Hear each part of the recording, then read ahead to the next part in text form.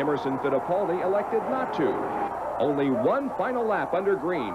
Emo's win is helped by Tom Sneva, who thinks he's racing for position but is actually a lap down. Tom blocks Unser's pursuit of Fittipaldi, and Emo has his first IndyCar victory. The kart point stand.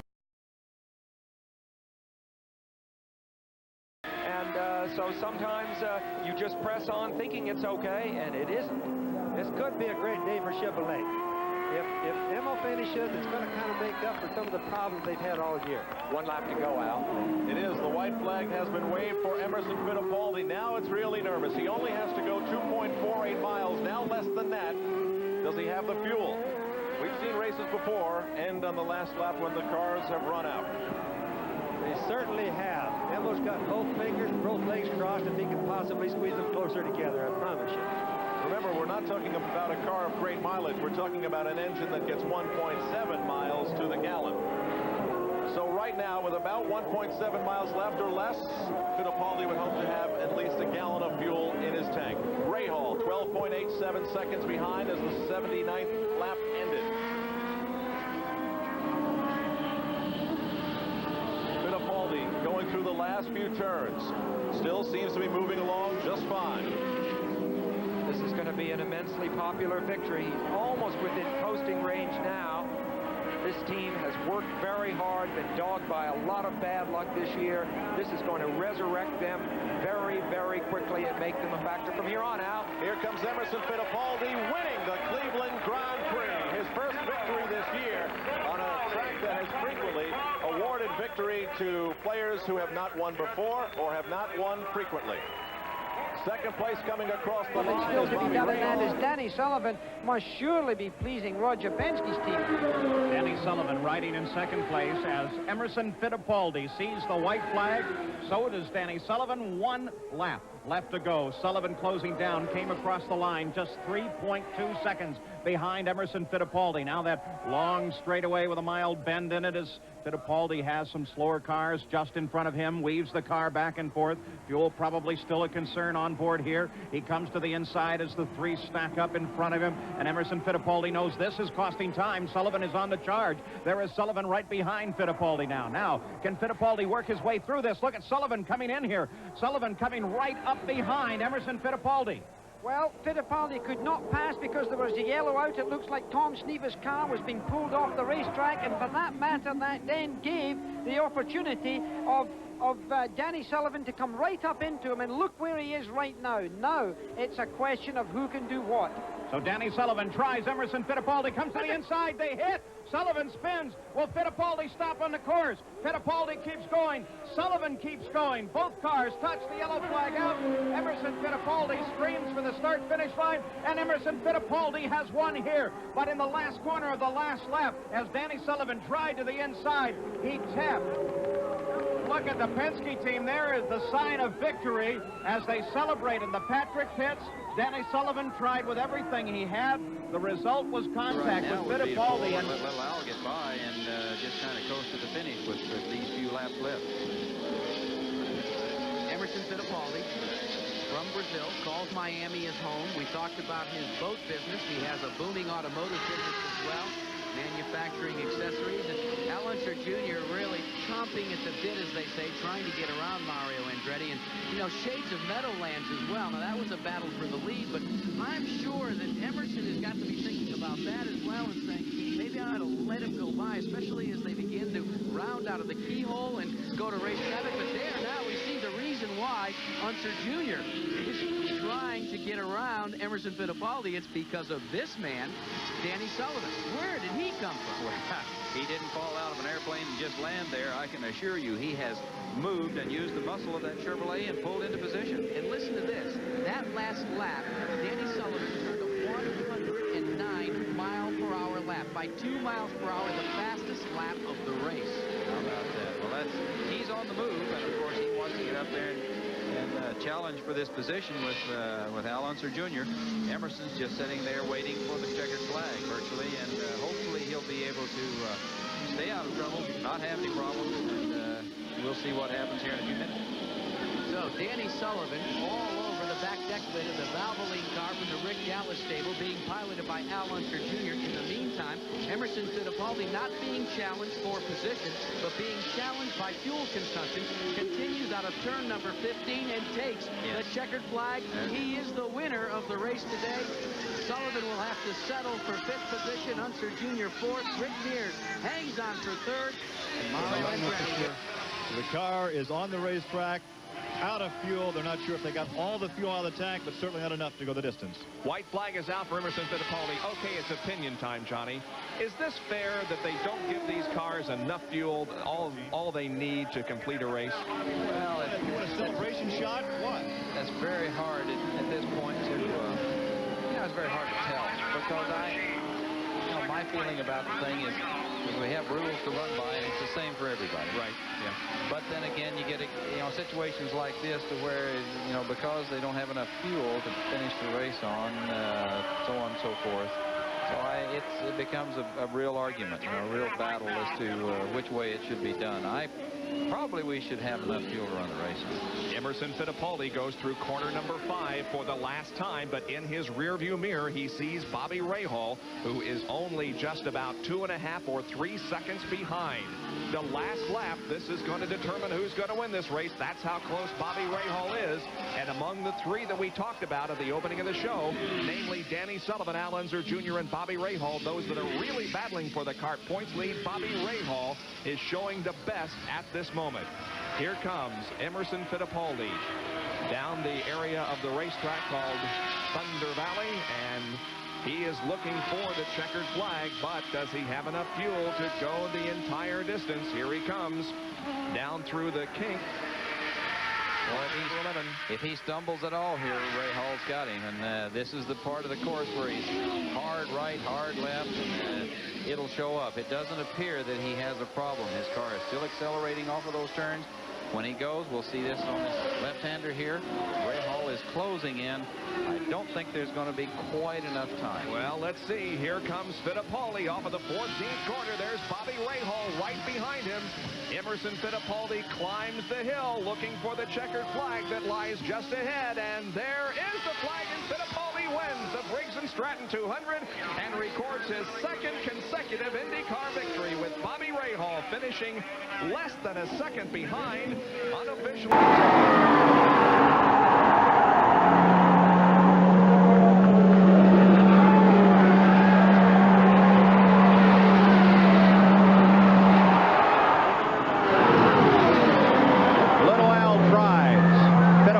Says no. 5 laps to go.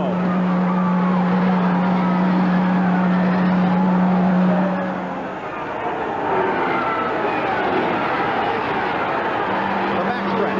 Another try. Can Al Unser Jr. get it done this time? It's a drag race going into 3, and Little Al has the lead. Al Unser Jr. picks up the lead. The question now is fuel. Get the yellow. Help Little Al enough.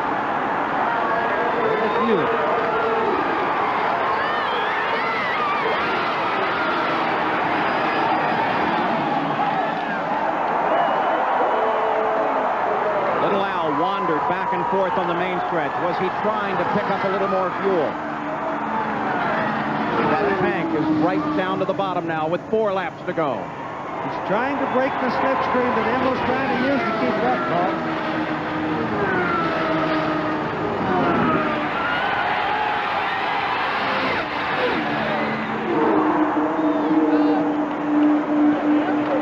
A.J. Foyt won his first race here. It was A.J.'s first win on pavement. Will Al Unser Jr. score his first oval win here today?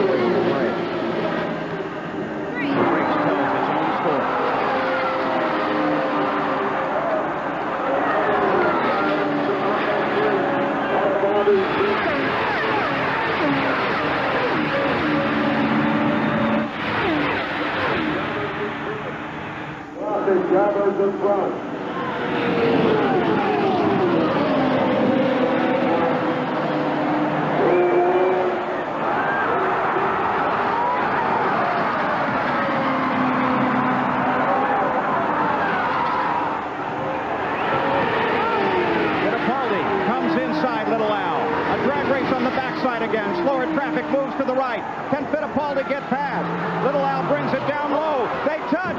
Little Al into the wall. Fittipaldi continues on. Little Al slams the wall as Emerson Fittipaldi screams toward the white flag. The yellow flag comes out. Al Unser Jr. taps with Emerson Fittipaldi. They are on the main stretch now, but is Fittipaldi's car fit?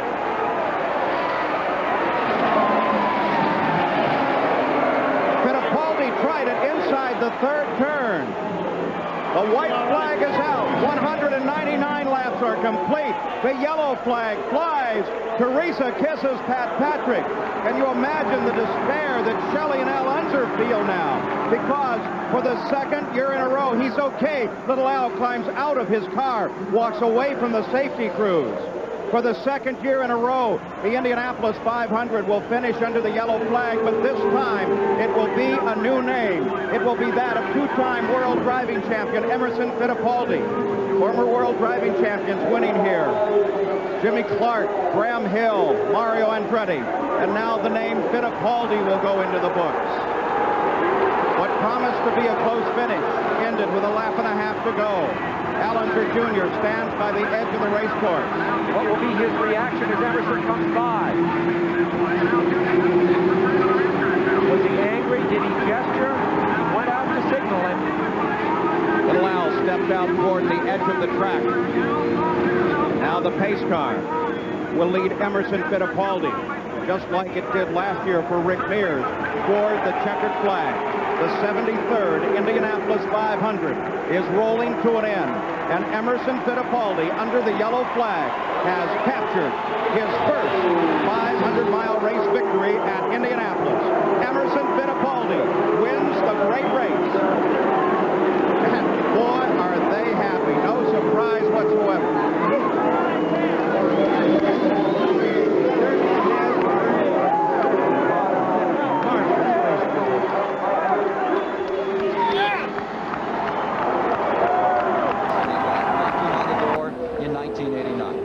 Be pretty amazing, actually. It's a great statistic. And we can already see the Brazilian flag over the way. The guy going absolutely burlesque with his white flag, 1 to go. White flag and 1 to go. 8 career victories for Emerson Fittipaldi, tied with Eddie Sachs and Rex Mays and Louis Myers. The Pat Patrick's 31st Indianapolis car win. Of course, that's co-owned now by Chip Ganassi. And Pat Patrick, I think the name is synonymous with this form of racing. Americans who follow the sport. He's a great patron of the game. You wonder at this point what Roger Penske is thinking.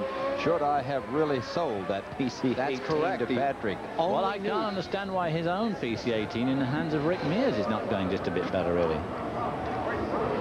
Penske cars, 3 of them for Al Unser in the 500-mile races, for Rick Mears, for Danny Sullivan this year, and 1 of those brand new Penske cars made in England went to another team, went to Emerson Fittipaldi. 1 Indy, and now about to win Detroit. And here is car number 3.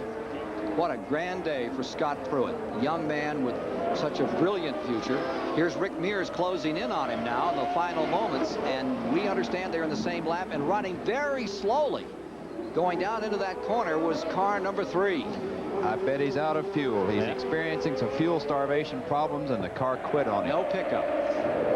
Scott Pruitt falling back in the waning moments of the event after a great day. He drove it well. He didn't get over ambitious with the steering, with the pedal in the early part of the going. Made it look really good, but it's now falling away from him a bit. That's what it seems to be. We had Mears.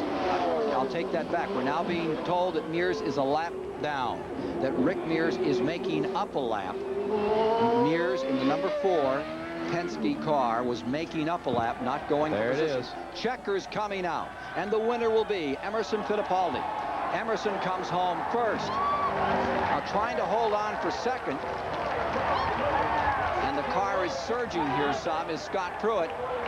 What a wonderful response to a great performer, and truly one of the great champions of the tournament. Everyone seems to think so, but we won't know until he takes that checkered flag, and that could be agonizing for the next 2 laps for him. Fittipaldi now may have actually too much information from that lovely onboard computer system as the white flag comes out to Fittipaldi, indicating 1 lap to go. He may be able to tell exactly how much he has left, and it just may not be enough. Fittipaldi on the white flag lap, working his way around. That would certainly be exasperating to have led most of the laps today. And now he can afford to pick his way around. He's got a comfortable lead coming through turn 3 there, where he knows that there's been a lot of spins, a lot of problems. Into turn 4, heading out onto the backside. Let's go to the pits. Jackaroo.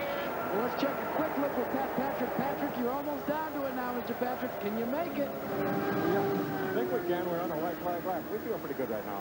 Well, they're still crossing their fingers down here, but they're waiting for Emerson Fittipaldi to come across the stripe for the final time. Well, Jackaroo, he's tiptoeing his way around the course now, still keeping the speed up, but certainly not with the verve or the power that we saw earlier as he makes that turn onto the pit straight. The 20 car, the Marlboro machine of Emerson Fittipaldi. The checkered flag, and Fittipaldi has won it. He nursed that car through Luke Rovelli. Set a track record, because track records and things like that are something that just happened. Still winning the race. Fittipaldi, the 20 car, the Marlboro machine, and takes the white flag from Nick Finoro.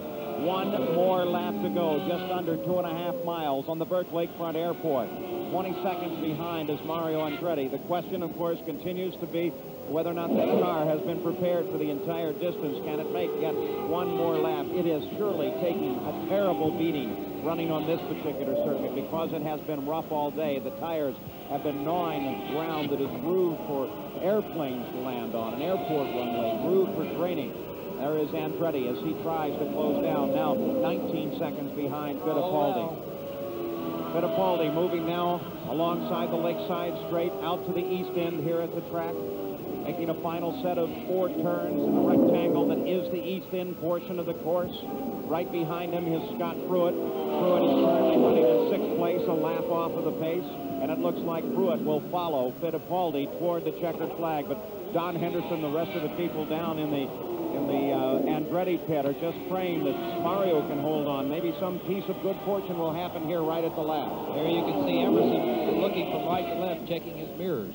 The last 2 sets of turns, Emerson Fittipaldi out onto the pit straight, the twin checkered flags, and Emerson Fittipaldi. 3 in a row for Fittipaldi. He continues his lead in the PPG points, scoring the win for the Patrick. Way around this circuit as the white flag due to come out for Emerson Fittipaldi, the leader of this run here. Fittipaldi works his way around now, clear sailing line just ahead. Rick Mears runs in 2nd. Danny Sullivan is in 3rd, 3 seconds back from Rick. The white flag to Fittipaldi. Mears now sees it. The battle is for 2nd. We're on the final lap. The Marlboro car. Emerson Fittipaldi about to put another win into the record books and pick up the 20 points so desperately needed to move ahead on the championship. This basically guarantees in the championship, Paul, unless Rick wins pole and leads every lap at Laguna Seca and wins the race. Emerson Fittipaldi takes the checkered flag. Rick Mears comes across the line in 2nd place. In 3rd is Dan. Tries the high, tries to keep the momentum going. He's tucked under the wing of Fittipaldi. Look at Fittipaldi right there. He moves down to protect the inside line, but Mears is all over him like a hot rash. Fittipaldi with the white flag out. 1 lap to go for both. Tries to hold off Mears. The move will come in turn 2. They come off that corner. They head for the backstretch. Mears comes plenty wide off the corner, trying to keep the momentum moving, but it stretches out a bit as Fittipaldi pulls away. Now coming toward the checkered flag, it's Fittipaldi in front. Mears still trying to catch him, still moves high. He doesn't give up to the finish, but it's over. Fittipaldi has won by 34 hundredths of a second over Rick Mears. Fittipaldi finally scores a victory in 1990 at the very track that gave him his championship. Talk about having to earn your victory the hard way in the loud. That turn just before you come to the tunnel is a first gear turn. You want to run it that way. Some take it in 2nd. White flag is out. 1 lap to go. If Bobby Ray Hall has anything else to deliver, now is the time to send it special delivery. Here he is in turns 1 and 2, and he's closer this time. He's moved in just that much more, but on this straightaway, look at Fittipaldi leap away. Up to turn 3. And out of the turn where they've had trouble before, had that big hesitation in the race, St. Antoine and Woodbridge. Now up onto the Chrysler Freeway, down to Congress for the final time. Emerson Fittipaldi still in front and draws away. Coming up to that hard 90-degree left-hand turn onto Beaubien. Headed for Larned. Fittipaldi trying to win it again.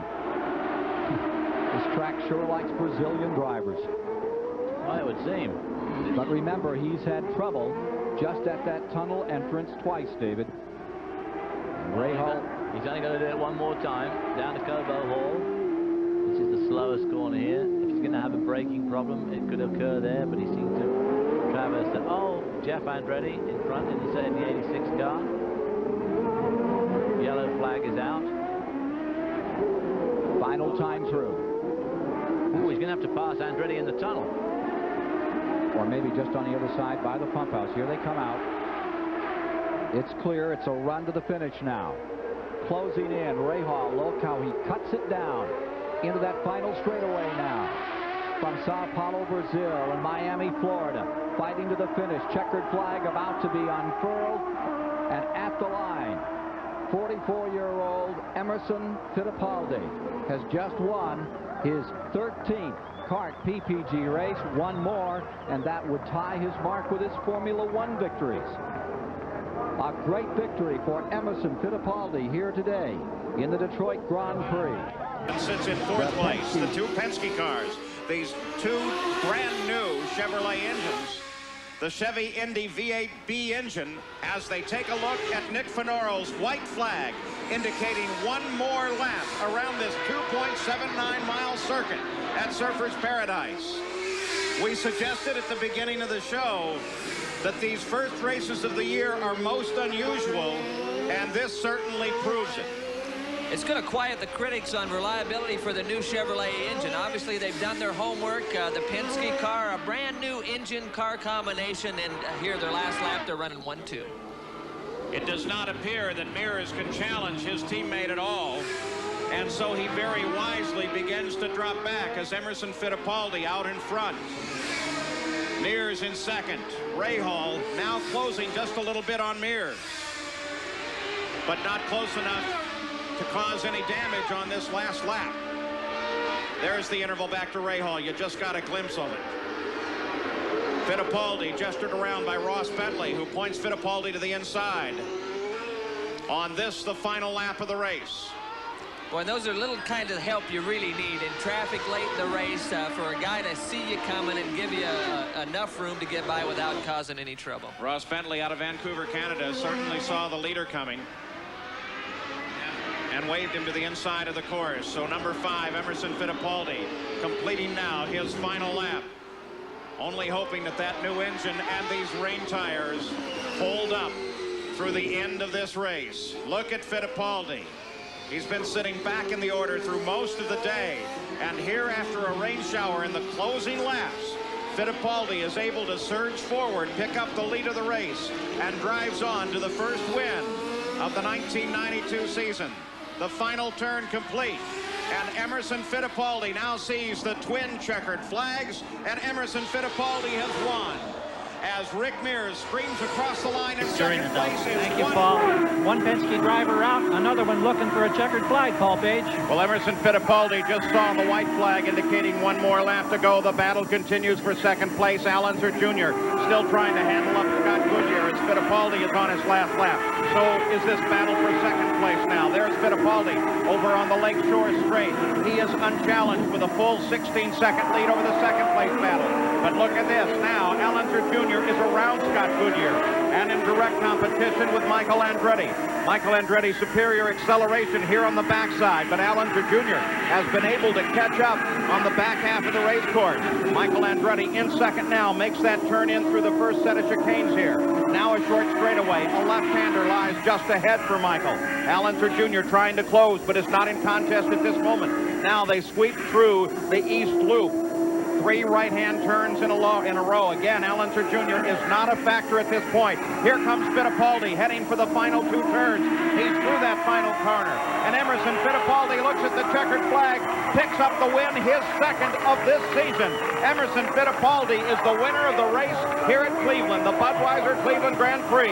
And we look now for Michael Andretti as he comes off the final corner, and Al Unser Jr. slows down, and Michael Andretti Fittipaldi takes second. Allens Jr. comes home. Michael never decides he can't challenge anybody. It is absolutely flat out all the time. If he's losing time, it's because the car is not allowing him to make that big attack, because he loves to attack from front or back. This is what happened to Christian Danner just about a lap ago. Just flat lost it coming off the corner.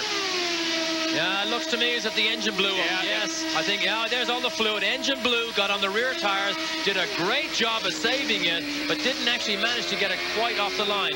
But there's a lot of fluid on that acceleration line out of that turn 5. And a lot of fluid line just ahead for these drivers. The white flag has just come out. Emerson Fittipaldi is heading down towards Station 5 now. There he is, the leader of the race. Remember, there is some oil on the track line just ahead, so this could be a very precarious corner for all of them. The corner workers waving them over off the line. Fittipaldi acknowledges it.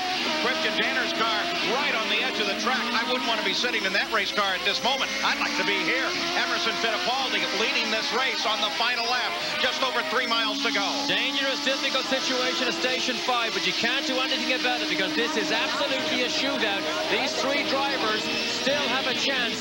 Remember, a mistake can so easily happen, even on the last lap. Allens Jr. and Bobby Rahal both very definitely seen an opportunity as they tried to close up during hurry downs. Now they're off of hurry downs through the carousel, heading for the kink.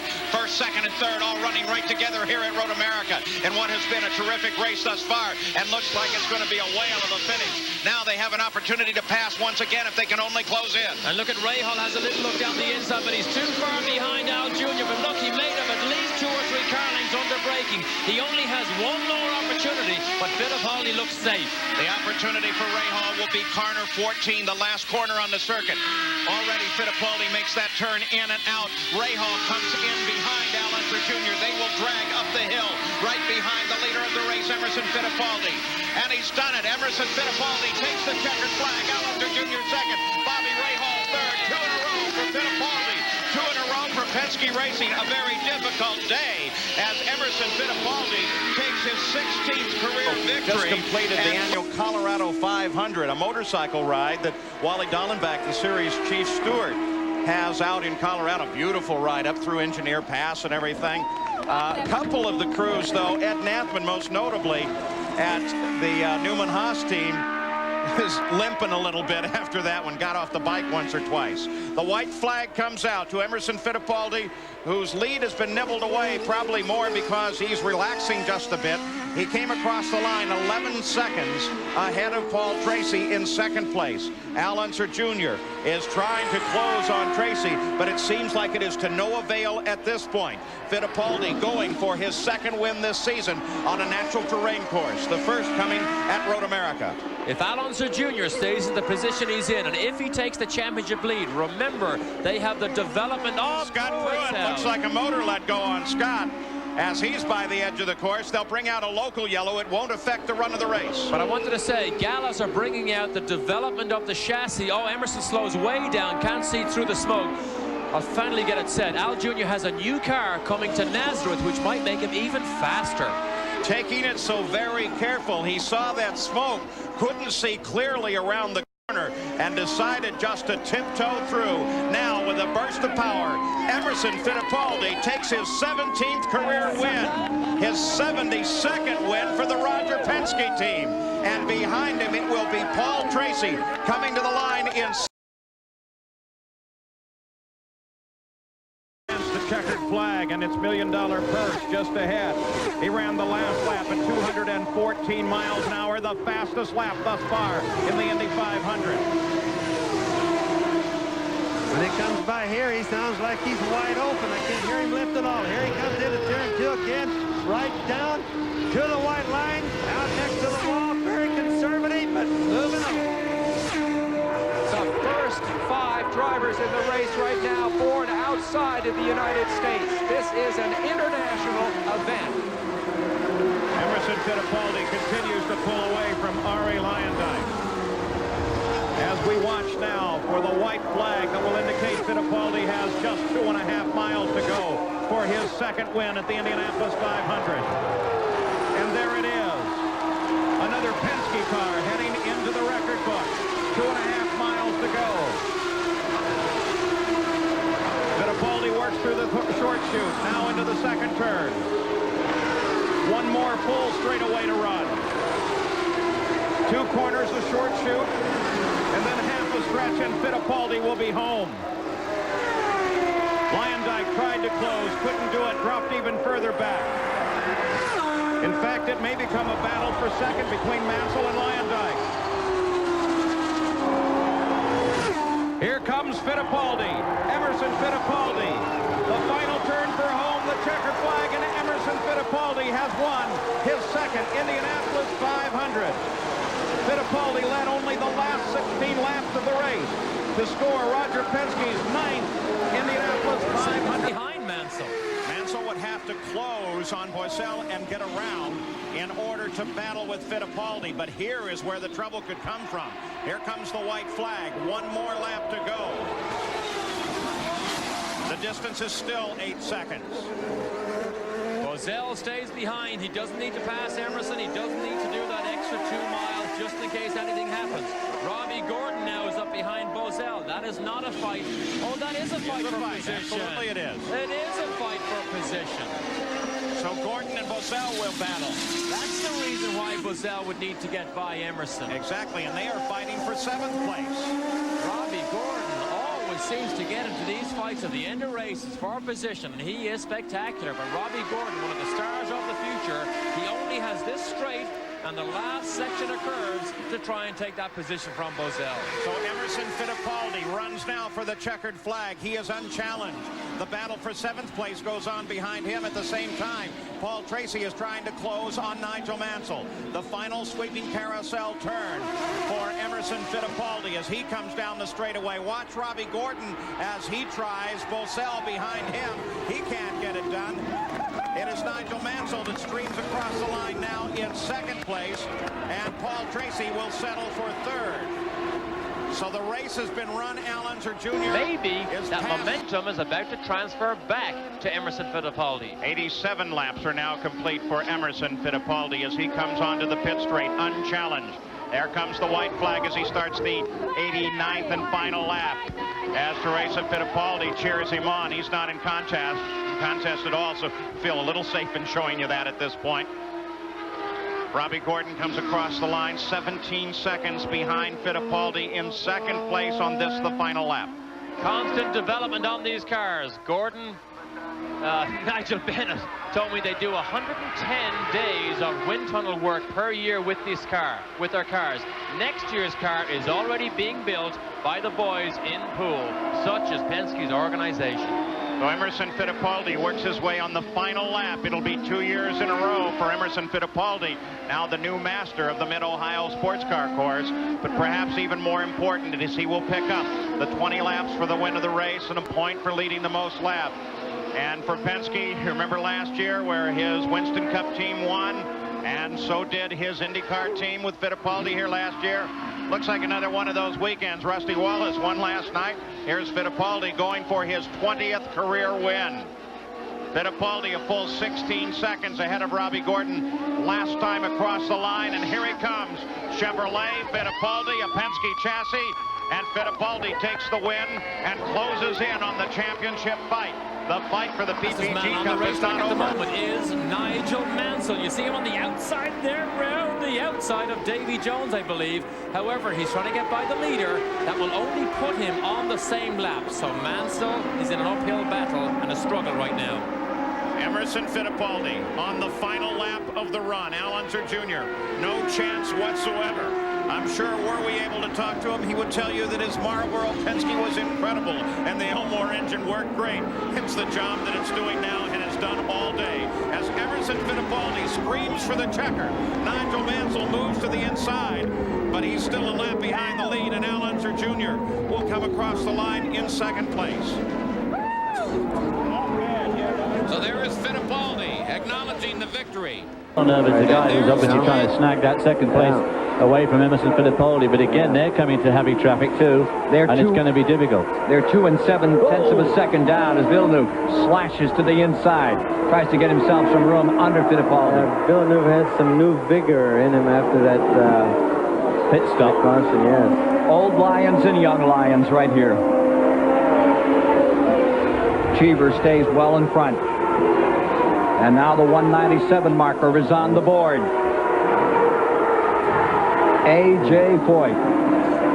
Wow, and they're coming up on lap traffic there. That's Cheever going back. Eddie Cheever is not going to make the distance. Fittipaldi's going to first. Villeneuve into second. Cheever sliding back at 198. Oh, wow. Do you believe it? And it's a battle for the lead. 2 laps to go, 1 lap to go. Getting down to the final moment. This is it, like Phoenix, but even closer. Fittipaldi in front, Villeneuve in second. Closing ground. Wow. Coming down, checkers are out. Give it to Fittipaldi.